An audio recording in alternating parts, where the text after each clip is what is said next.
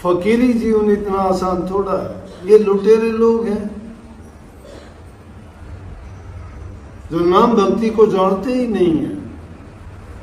और आप लोग नाचे कूदे तोड़े तान दुनिया उसका रखे मान। कोई भी नचेर हो कुदेर हो किसाए हो चाहे उसके पाछे हो लेंगे।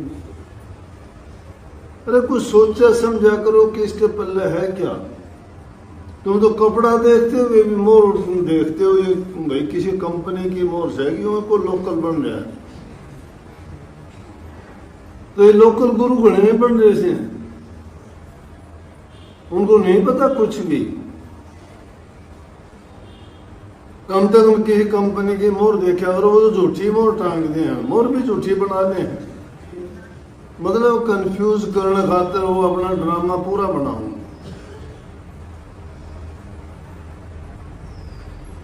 लेकिन वो ड्रामा करके लोगे क्या?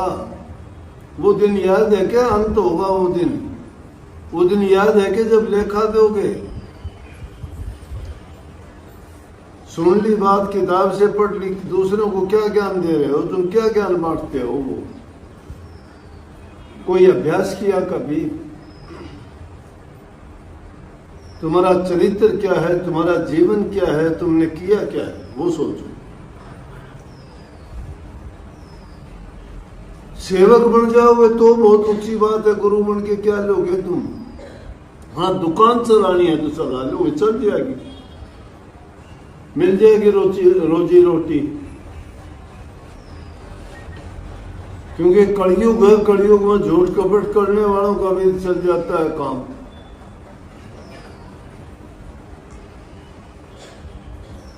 लेकिन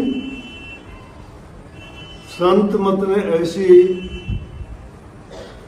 शिक्षा दी है जिसको किसी पाखंड में पढ़ने की जरूरत नहीं। लाख समझाने पर भी आपको ये बात समझ में नहीं आती। पाखंडी लोग तो आपको 2 मिनट में ठग ले जाएंगे। क्योंकि गुरु से तो रोजाना तुम्हें बहुत सस्ते में मिलती है वो चीज, लेकिन किसी वक्त में वो बात तुम्हारे फिर काम आती है कि गुरु ने तो कही थी, मैंने बात मानी नहीं। लेकिन गुरु गुरु होना चाहिए। अब तो टेक मार लेते हैं, नाम हमारा तो वो ऐसे जी, उसने नाम दे दिया। क्या का नाम दे दिया भाई? कैसा नाम होता है? नाम कैसा होता है? ये सीख रहे से नाम खुद ने भी कौन मेरा नाम होता है क्या? दूसरे को क्या नाम दे दिया उसने?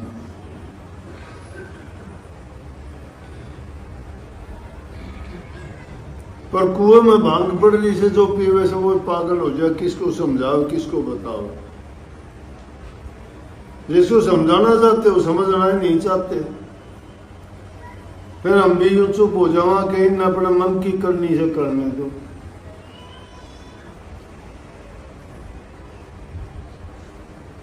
जिस इंसान को अपना कल्याण करना है, जिसको अपना सुधार करना है, वो उन वचनों को मान के दिखाओ, देखोगे।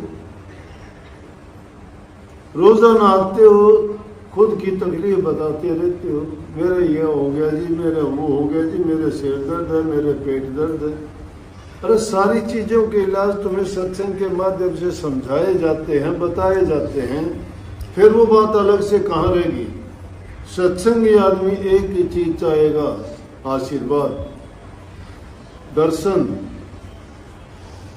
और वो जो पूछता है, जो बोलता है, वो चाहता है, वो मुख भाषा से गुरु के दर्शन करने से ही मांग लेता है, कभी मांग नहीं करता। जो मांग करता है वो निपट संसारी है, अनाड़ी है, अज्ञानी है, उसको समझ ही नहीं है। फिर तो गुरु को गुरु नहीं मानता है। गुरु को जब गुरु मान लिया है तो उसको मानने से करने की जरूरत नहीं है। अरदास मन से करो। एक जगह बैठे लाखों मील बैठे हुए टेलीफोन से बात कर सकते हो, तो क्या गुरु के मन से मन की बात नहीं कर सकते तुम? मशीन में तो नकली बैटरी डलती है, तुम्हारे तो परमात्मा की डालोड़ी बैटरी से है। उनके भी वो बैटरी डली हुई है। ये बाहर की मशीन इंसान के दिमाग ने तैयार कर दी, लेकिन इस दिमाग से वो बात नहीं करते। लाखों मील अगर बसता है गुरु और तुम लाखों मील दूर हो, अगर सच्चे मन से तुम्हारी अगर पुकार होगी तो सीधे तार वहां जुड़ जाएंगे। अगर ऐसा नहीं होता है और तुम्हें रोजाना आके ही पूछना पड़ता है तो तुम्हारी भक्ति कच्ची है, फिर तुम्हें इतबार में विश्वास नहीं है। इसका मतलब मैं ये नहीं कहना चाहता मत आओ, जरूर आओ, लेकिन आओ तो उस लाभ के लिए आओ।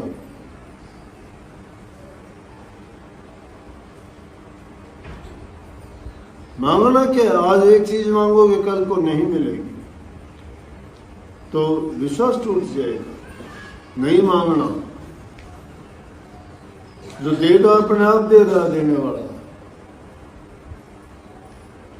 वो एक तिल भी कम नहीं देता और एक राई ज्यादा किसी को नहीं देता। जिसने जो कर्म कर रखे उसके कर्म के अनुसार उसको पूरा तोलता, पूरा देता है, पूरा बोलता भी उसके। और जो ऐसा करते हो तो परमात्मा पर भी यकीन नहीं करता, नास्तिक है, उसकी व्यवस्था पे शक करता है। उसने किस प्रकार की रचना की है, उसने सबका इंतजाम कर रखा है। सोचिए, देखो, उसको दोष देना भी गलत है। किस चीज के लिए दोष देते हो? उसने जो किया है वो सही किया है। परमात्मा के किए हुए का तुम आकलन मूल्यांकन नहीं कर सकते, तुम्हारे किए हुए का मूल्यांकन वो करेगा। टीचर का मूल्यांकन विद्यार्थी नहीं कर सकता, विद्यार्थी के काम का मूल्यांकन अध्यापक करेगा। शिष्य अपना मूल्यांकन खुद नहीं कर सकता, उसका मूल्यांकन उसका गुरु करेगा। लेकिन तुम तो परमात्मा का भी मूल्यांकन खुद करते हो, गुरु। और दूसरी चीज तो छोड़ो, उसको भी अंक देने शुरू करते हो। उसके लिए परमात्मा ने बुरा किया, उसके लिए परमात्मा ने बड़ी दया करी। देखो, मूल्यांकन कर दिया आपने। तो उसने जो किया उसने सही किया। तुम भला और बुरा करने वाले क्यों हो? इसलिए संतों ने उसके लिए एक ही लफ्ज गया, उसकी रजा, उसकी मौज, उसका हुक्म। एक ही चीज है, उसकी मौज में रहो, उसकी रजा में रहो। उसकी रजा का मतलब उसकी राजी जिस चीज में है, उसके हुक्म में रहो। जो उसका आज्ञा है उससे बाहर तुम जाके कुछ कर नहीं सकते, तो उसकी आज्ञा में रहो। अगर तुम जोर लगाओगे कर भी क्या सकते हो? नहीं कर सकते तो फिर मिथ्या है कुछ सोचना, कुछ कहना। इसलिए जो बात सुनते हो सत्संग में, कुछ नहीं करते तो कम से कम सुमन तो कर लिया करो। वो भी नहीं करते आप लोग। अगर वो नहीं करते, निंदा चुगली बुराइयों से बच जाया करो, उससे भी नहीं बचते। बहुत साधारण सी बात है, माँ बाप बूढ़े बुजुर्ग की इज्जत कदर किया करो, सेवा किया करो। भूखे गरीब की जो मदद कर सकते हो वो किया करो। जबान से किसी का दिल ना दुखाया करो, मीठे बोला करो। दूसरा जो करता है उसके भार को उठा के अपने सिर पर ना रखा करो। अगर उसको सुधार सकते हो तो सुधार के लिए कोशिश करो, नहीं सुधार सकते तो दूसरे के निंदा चुगली बुराई करके अपने दिमाग पर उसका वजन ना डालो। अपनी सोचो कि मैं क्या करता हूं, मैं कितना बुरा हूं, मैं कितना भला हूं। बुराई है तो बुराइयों को निकाल के बाहर फेंको। अगर अच्छे हो, सही हो तो तुम्हें अपने आप पता लग जाएगा कि आपका मन नाम भक्ति में लगेगा। जिसका मन नाम भक्ति में नहीं लगता उसको समझो काल का कर्जा उसके सिर पर बैठा है, उसके अंदर सुधार नहीं है, उसके क्रियाकलाप, उसके कार्य और उसका चलन खराब है, वो सत्संग के माफिक नहीं है। जो चीज भक्ति के अनुरूप नहीं है वो हमें कभी सुख नहीं दे सकती।